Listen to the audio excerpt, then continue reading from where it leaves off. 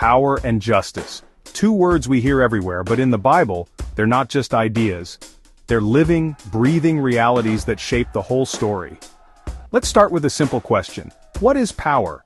It's the ability to influence, to lead, to shape lives and destinies. Justice? That's about fairness, righteousness, and doing what's right, no matter who you are. Now here's the tension. People with power don't always act justly. In fact, history and the Bible show us that power and justice don't always go hand in hand.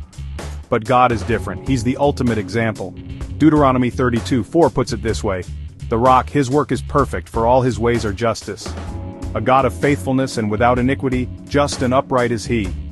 God's throne isn't built on raw power alone. Psalm 89:14 says, "Righteousness and justice are the foundation of your throne. Steadfast love and faithfulness go before you." That means from the very top, God's authority is anchored in justice. He holds absolute power but never uses it to oppress, exploit, or get ahead at someone else's expense.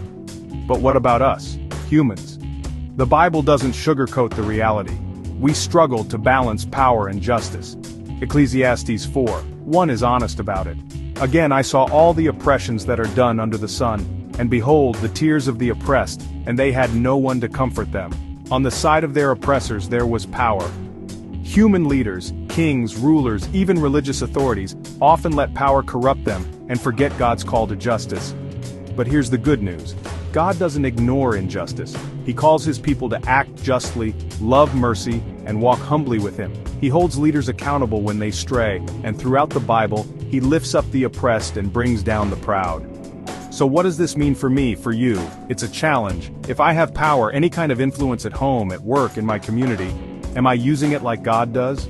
Am I seeking justice, standing up for what's right, and reflecting his heart in my daily life? That's the real power and justice dynamic in the Bible.